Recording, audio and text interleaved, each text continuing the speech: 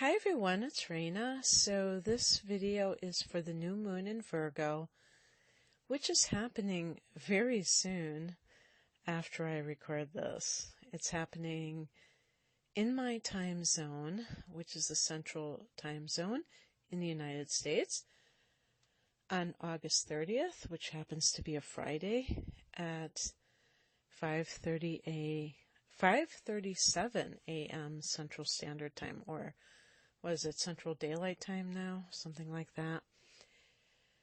And so this is going to be at 6 degrees of Virgo. And it's distinctive because this particular new moon has all the inner planets in Virgo. And they appear to be all within orb or close enough in degrees. So we have the sun and moon at 6 degrees of Virgo. We have Mercury at 2 degrees of Virgo. We have Venus at 11 degrees of Virgo. Mars is at 7 degrees of Virgo. And this is going to lead to a lot of conjunctions, which means that the planets working in tandem are going to kind of enhance the Virgo energy that much more. And in addition to that, we have these trines to Saturn, because Saturn, of course, is in its own sign, Capricorn. So that's an earth energy. And because it's at 14 degrees of Capricorn, it is within orb as well, it looks like, for a lot of this, except for Mercury.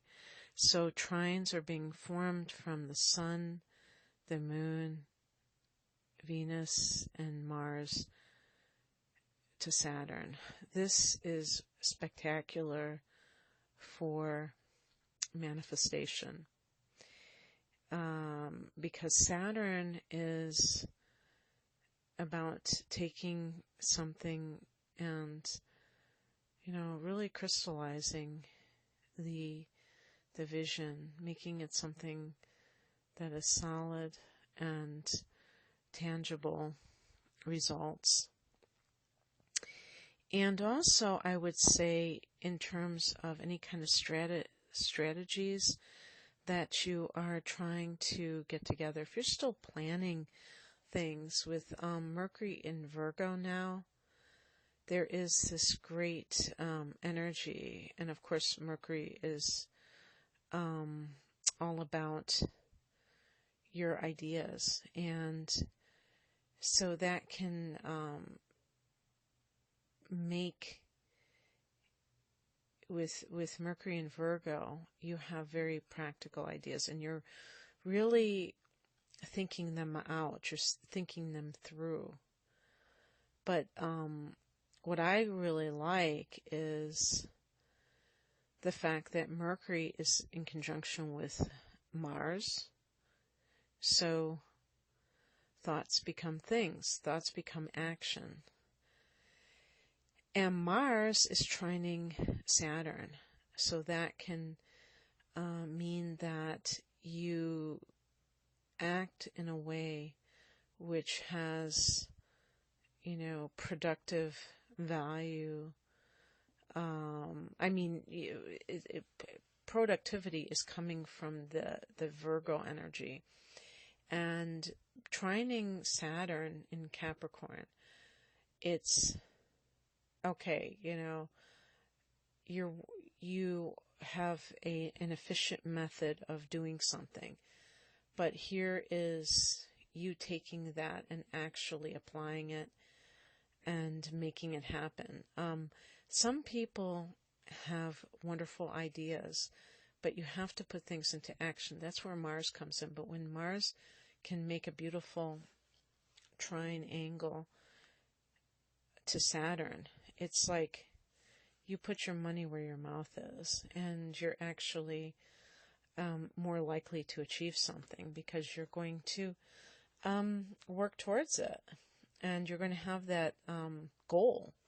You know, Saturn is very goal-oriented, but very disciplined. It has the disciplined organization. And so let's talk about this. I mean, I'm kind of just, going all over the place. But I wanted to say first and foremost that I'm sorry, I kind of wanted to do this a lot earlier, and I just said, okay, well, I can do it then, and then all of a sudden, here it is the day before. So it did kind of sneak up on me. To be honest, I wasn't even sure I was going to do this video because it's like I felt like, people do this. I don't know how many of these we need. I wanted to kind of do something a little bit beyond just the typical, okay, this is happening, because actually a lot of these things are conjunctions and trines. And there's not really, since there are so many of these, all these personal planets are in Virgo, they're all forming conjunctions, so it just makes everything more concentrated in Virgo. There's a definite sense of urgency, people wanting to take action, which is kind of interesting because Virgo is not a sign that we associate necessarily with action. Virgo is a hardworking sign, but it's a mutable sign, and it's ruled by Mercury, so there can be a lot of ideas floating around, and Virgo as an energy is very unassuming. It's very efficient. It's like the perfect secretary, or the person who comes to your house and organizes your house, and one of those people that is a closet organizer or whatever. They know how to make the best use of space and things like that. And but it's not flashy. It's just very down to earth, practical, and this is going to make you aware of how you spend your time. Are you frittering away your time? And even if you don't work for yourself, if you have a 9-to-5 job, you still may feel like, gosh, why does it seem like when I get home from work, I go to bed just feeling like I can't do anything, from the time I get home, and I would like to be able to do this or do that. What if I decide to go for a bike ride after dinner? Maybe that would give me more oxygen, and then I would be more energized. But I tend to just plop in front of the TV, and that makes me more sleepy, and sometimes I fall asleep in front of the TV.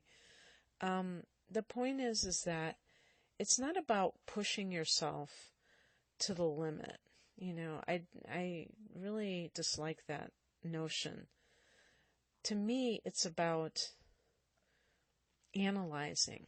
I think that's one of the best things that Virgo can do, is to analyze, to look at what you're working with and see if it's really working. You know what I mean? I have the moon in Virgo, and one of the key words of Virgo is discrimination. That word has come to mean something bad, like you're racist or something like that. But discrimination means that you're judging something in terms of how it's, beneficial to your life. Discriminating means that you're not just accepting anything into your life.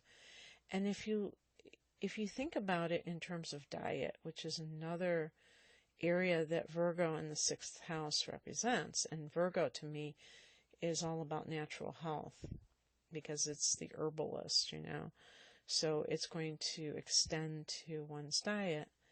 I always associate Virgo with vegetarianism, for instance. I don't know. There might be some link, some proof that there is that connection based on what Virgo stands for. I'll have to check, but just in general, holistic living. And when you're discriminating about what you put into your mouth, you're not just putting anything there. You're not being mindless about it. And yet, it's not saying that you are trying to deprive yourself. You can, you know, when you really educate yourself, you can enjoy wonderfully flavorful dishes that are also extremely healthy. People tend to equate health with, food that is bland or that doesn't have much appeal to the person, but it's not true.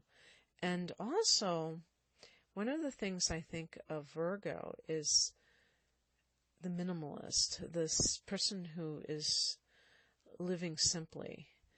And this is another area that I think, it's so trendy nowadays that people overdo it and they become obsessed with it and they deprive themselves, just like with diet, where people deprive themselves with food, deprive themselves of material objects because they're trying to outdo somebody else, maybe, I don't know. And the bottom line is that it's about living simply means, being humble and not trying to live some kind of lie. And this can be interpreted a number of ways. Living beyond your means. If you can't afford something, but you're trying to present this image that you're so successful by your material possessions, that is living a lie, because you're giving an impression that isn't really true based upon your bank account. But also, trying to impress people simply by what you have, even if you can afford it. The point is that it's artificial. It's an artifice. And Virgo is a sign that loves simplicity. And when you can really appreciate simplicity, when it's not just trendy or it's not just, the other side of the coin is when you can't afford something and you say, well, I'm a minimalist, but it's because you're broke, as a joke. That's not what we're talking about here. The greatest example of minimalism is when you can't afford something and you choose not to buy it because you really don't want it. You don't want the clutter. You don't want the obligation to have to maintain something. And I always talk about this story where I was working in a school district as a teacher's assistant, and these kids were like in middle school, and one of the girls, and there were a lot of children of immigrants, and one of the girls came up to me and she said, my mom saw you riding your bike to work, and she told me, oh, she has a car. She's just riding her bike to work. Like and I think the girl was saying, no, I think she just rides her bike, or she doesn't have a car or something like that. And the mother's like, no, she does. The mother could not wrap her brain around somebody who she perceived, even though I was just a lowly teacher assistant, but to this mother, she probably thought, oh yeah, she works in the schools, she's, she must have a car, but she just wants to get exercise or something like that. Because especially when people are coming from other countries, they are aspiring to they're expanding. And to them, expansion a lot of times is with material possessions. But when you live, and I'm talking about people coming from developing countries, and you have a country like the United States, and here I am, and I'm riding a bicycle. Well, you know what? I don't drive. So, and I have no desire to drive. Not everybody wants to own a car. That's not everybody's goal in life. And sometimes materialism takes over, and people think that that's the ultimate. And we know that it's not. Those of us who are on the spiritual path. But some people, it's like the temperance card. One foot in water, in the spiritual world, and one foot on land, in the material. And it's kind of like hard to bridge that gap sometimes. And this is, I think, what trips up some spiritual aspirants, even people who have made a name for themselves as spiritual teachers or gurus or whatever you want to call it, is that they still have these vestiges of materialism and greed, even in some cases, that keeps them striving for more and more when it comes to material things. So this is one thing that I want to kind of get off of just the organization aspect of, like, can you streamline your life? Can you make your life simpler? Is there something that you're, are you living in a more convoluted way because you have the desire to kind of present yourself as successful, and you think you need certain outer trappings to kind of like communicate this to the world? I really feel like mastering this is a big part of, gaining so much serenity in your life. Now, you notice I didn't say happiness, because happiness is a loaded word.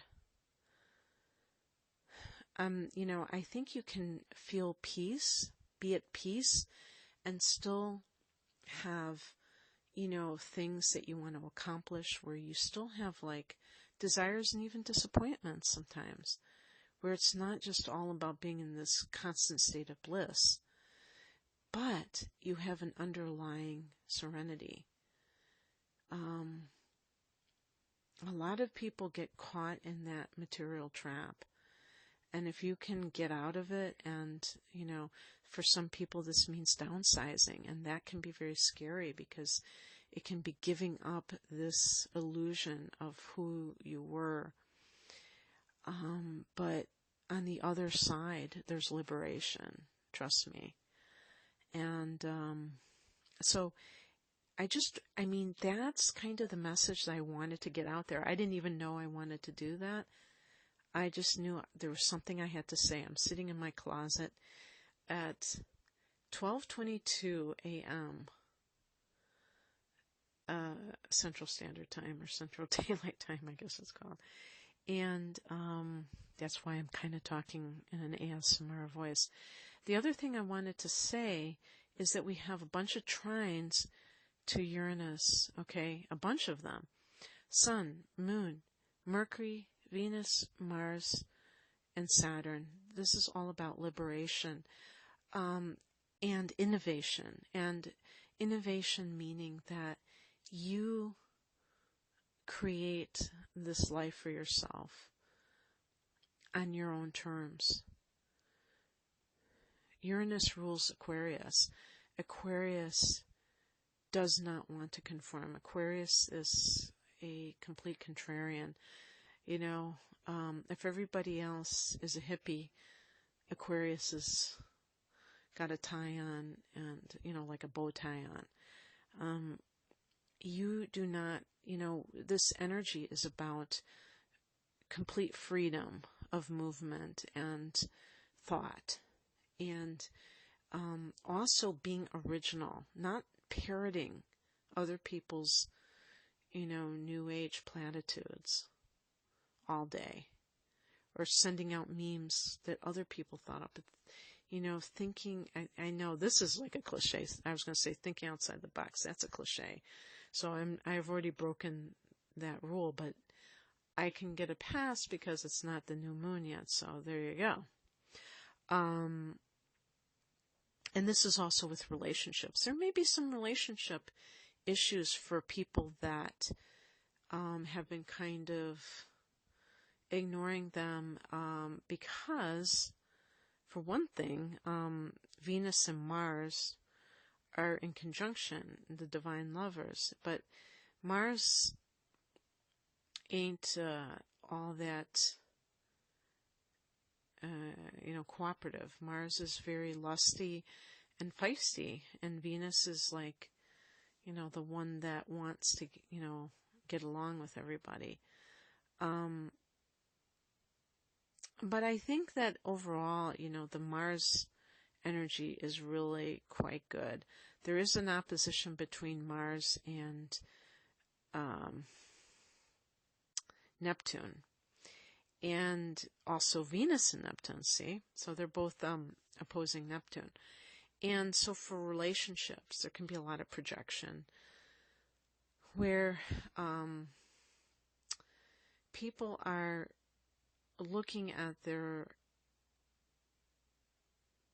significant other or their lover and seeing something that they think is so in need of change, and yet they're really looking in the mirror. They're projecting. Oppositions are projections, and actually with Neptune, it's more of trying to create this perfect partner, and trying to see it in the other, and coming up short. And this can be very distressing for people, especially if the people already have this in their natal chart and they already have this tendency. This can really enhance that, because a lot of times when I'm doing personal readings, and especially like love readings, I see like these afflicted Neptune placements, and Neptune in the 7th house or the 5th house, and which are the love houses or relationship houses, and that can be very telling about distortions with the person's relationships, how they view their significant other. And so this can be going on, and even with Mars in general, with anything, especially idealistic things, because Neptune can be idealism too. And here we have a square between Mars and Jupiter too, as well, because Jupiter is in Sag. So that idea of, doing things in a big way, but also coming from this totally deluded place. I noticed this. I don't even know if it has anything to do with astrology, that this has been going on lately, where people are trying to be so altruistic, and they, love and light and all this jazz, and they don't realize, especially if they're out of touch with their shadow.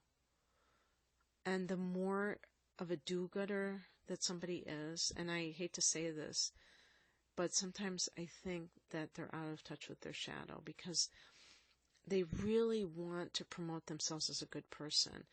But to me, a lot of times, some people would just chalk them up as being phonies, fake people. But really, I do think that they are good people, but they're ashamed of their anger, or they're ashamed of, or they feel that they're just, they have self-loathing that is so profound, and it could have no reasonable basis, just on their general way of living life. They may be very good people overall, but this could be a karmic thing where they just have, deeply negative views about themselves, and they can't really admit that they get angry towards others, or that they have negative feelings about other people or judgments about other people. That could be like a big thing that really disturbs them because they want to be so good. Let go of those outer judgments about being good. Being good has to be organic, and even gurus, that's why, I think it was, Teal Swan has a really great video on that, about like gurus who are out of touch with their shadow and why they, have these scandals, because they can't admit that they have these flaws, within themselves. They like totally divorce themselves from a certain thing that they don't like about themselves. And then that thing becomes it doesn't go away because they refuse to look at it. It just becomes a projection, and it's really fascinating. So, in any case, I think that this is a great time as we go into the month of September to really get clear on the things that we want on a very basic level, like on a daily basis, like how we want to see our lives kind of flow from day to day so that we can be productive. Because something, productivity isn't about being anal, being OCD, having to do something. We do it because we want to, and not just so we can achieve more and more so that our egos can get stroked. But isn't it ultimately for the service of humanity that we are our most efficient selves? That if we choose to have a diet that is simple, that doesn't, unnecessarily create a lot of problems, if we want to recycle more, whatever those things are that I associate with Virgo, and we want to be more organized in our life. The 6th house that Virgo rules is the house of service, and just work in general. Ultimately, I think that the purpose is to serve others. And the 6th house is also volunteer work. So service is not just with a paycheck at the end of it. And it's, doing something in a humble manner because you want another person's life to be benefited. I think that we're blessed when we do that, but when we're doing this sincerely. Remember that Virgo is an earth sign, so to me, all earth signs are about sincerity. Am I wrong about that? I mean, can there be phony earth signs? Well, maybe. I think, it's funny because I am a sun in Sagittarius and I have a lot of earth in my personal planets. And my rising sign is Taurus. My moon sign is Virgo. I have a lot of earth, and I really don't feel like I have a facade. I really don't. And I think that is because I have a lot of earth. But my sun sign being fire, I think fire is very, can have a facade, have that kind of a, the actors, the persona. And water signs, there's a lot of that subjectivity that comes through because of the emotions and the memories that are attached to the emotions. And that can color how the person responds to life. But I really think that Earth, there's a sincerity there. There's a tangibility, It's something that you can taste, smell, touch, see, or hear. And so what I want to leave you with is do things, set intentions and really mean it. And say to yourself that, this is a time, this is kind of like a turning point in our year. A lot of people, I'd love to know how 2019 how you fared so far. I mentioned this in my Sagittarius video that I just put out for people who are Sagittarians with Jupiter in Sagittarius. How have they fared? And a lot of people said, it hasn't been what I thought it was going to be. So for the rest of you, have you enjoyed 2019? Has it been one of your best years? Has it been one of your worst?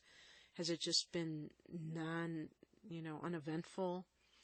And it just hasn't really been a big deal, or what? And by the way, you can feel like nothing major has happened, either good or bad, and yet it still isn't neutral, yet it has felt kind of challenging. I just felt it's been really weird, and I don't quite know what to think of 2019. But I feel like we are going to, end the year on an up note. I think I'm really excited, actually, towards the end of this year, because we're going to have a solar eclipse in Capricorn. That's going to actually be the next eclipse that we have, and it's going to be the day after Christmas. So it's going to be right in that time, right after the solstice period, which it's going to be right after the holidays, and it's going to be very close to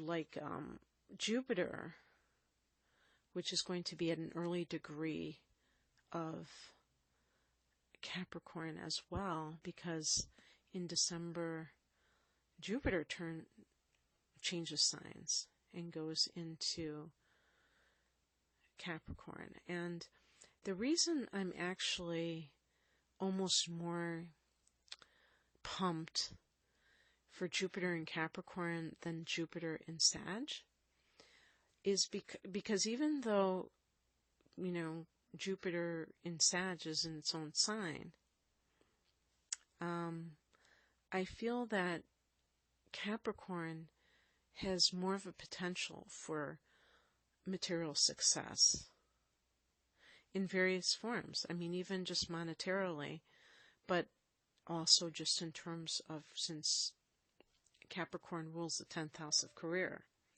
I feel like that can be something that can advance people, because Jupiter has this expansive nature. So the other thing too that's so exciting is that Uranus is going to be within orb. Uranus will be retrograding. I don't know, is it retrograding right now? It probably is. I believe it is. But it'll be at 2 degrees of Taurus at that time, so other Earth energy. And so it's like anything can happen, with Jupiter in that conjunction there, anything can happen. And here we have a solar eclipse, so it's very expansive energy for new beginnings. And I also think when, I was watching somebody else or listening to another person talk about Saturn going direct in September, and that makes sense to me too. I didn't even think about that, like about whether or not that would have a beneficial effect. But yes, I can see that happening. But I'm not going to go into that because we're talking about the new moon here. But I just want to, ask you, even if you feel like things have kind of gotten away from you and you haven't accomplished what you've wanted to, vow to really finish the year out with a bang, so that when you have that solar eclipse in Capricorn, you can set new intentions for 2020 that will be off the hook. Okay, because and so use this bridge. So we're talking about like a 4-month window as just kind of prepping for that, and kind of trying to get your foundations set up, your routines, your the things that you want to do that connect with your health and connect, your diet and your daily schedule, your exercise, everything that you can prepare so that you can take advantage of opportunities that may really just come at you left and right going into 2020. Okay, that's what I have for you. And I hope everyone has a wonderful new moon in Virgo. Take care. Bye.